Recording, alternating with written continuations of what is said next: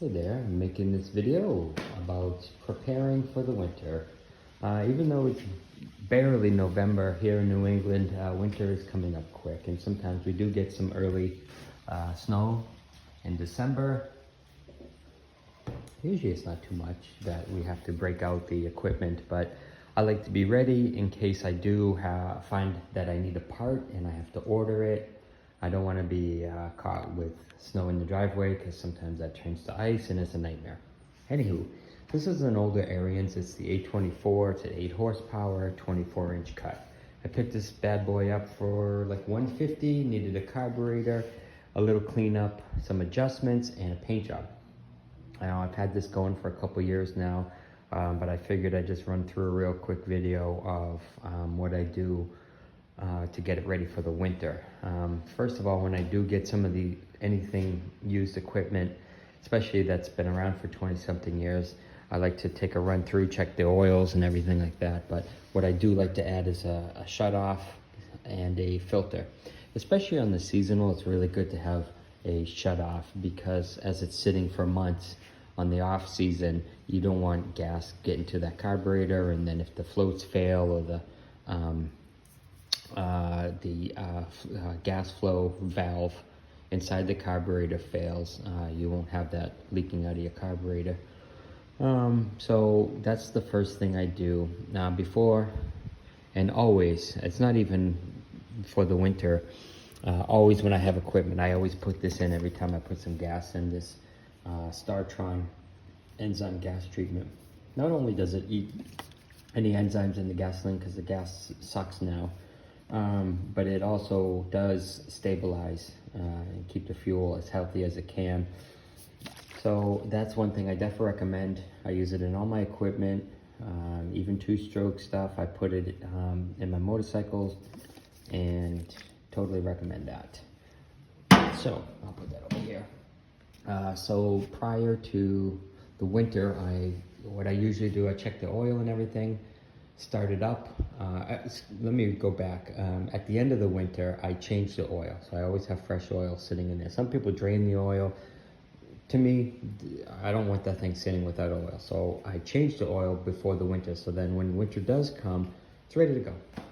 I don't know if oil really breaks down over a period of months. I use synthetic, so I think we're good.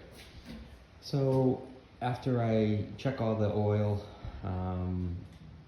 and I check the gas, make sure that didn't leak out or any problems, turn the gas on, fire it up, check all the drive line, and I check the auger drive. Make sure everything good, everything turns, everything works. And then what I'll do is I'll go through and just lubricate everything. First thing I'd like to do is I'll do the keyhole. That's number one. That's the on and off. I want to make sure that's always operating. So what I use for the keyhole, and I do it, by the way, I use for my automobiles, any locks that I have on any outside thing, anything that's going to be exposed to the outside, I always spray, and I use this great stuff. It's garage door lubricant. It's a silicone base, doesn't harden up like lithium when it's cold. The lithium is good just when it's really, really cold. I know it can be kind of gummy, and then what happens is when something wipes across it, it kind of snow plows it. This silicone stuff is thin enough and stays pretty thin through the winter, so keeps everything lubricated. And I do use it on my tracks and my guide. Just be careful when you do use it, when you spray. Your cars are out of the garage, and try to maybe have somebody help you. You can even do yourself with a piece of cardboard. But as you're spraying it, have somebody walk behind with something so the overspray catches on the cardboard or whatever you might use, because you don't want it to get all over to your walls and then you have oil marks. Anywho, so I lubricate. You can see I already started. I just kind of drip some around, but I'll spray inside here, inside this. I pull the cap off. It has a little cap like that. Just pull the cap off, spray some spray down there, because this thing gets used the most. And I'll even spray a little here. All the U-joints, I make sure I lubricate them, even where it comes through this bracket, and then that U-joint also. And for the gears, I like just to use a tacky grease, any kind of bearing grease or something thick that's going to stay there.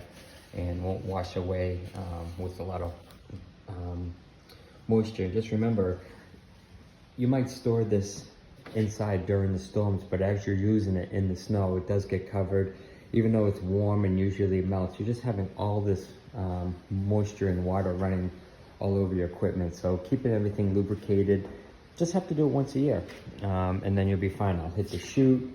I already sprayed inside here where this fits on top. Every machine will be different, but I make sure there's I get some grease fittings in there. I'm gonna hit that and lubricate that shaft, the axle.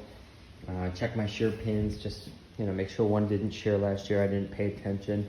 Check my tire pressure, and all these pivot points in here. Once every couple years, I like to pull off this cover and get in there and just make sure everything's lubricated in there. Check my rope. Although this does have electric start, I tend to usually use the pull start, as it always pulls one start. Excuse me. So no problems. And just take a look around, make sure everything looks good.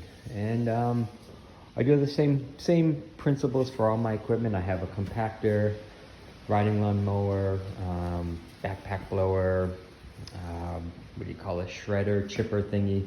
So I do the same thing every off season. In New England, it's the seasons change so much, and I just like to keep my equipment going as best I can. You don't have to be a professional, just gotta kind of be handy and not be afraid to get in there. Okay, thank you.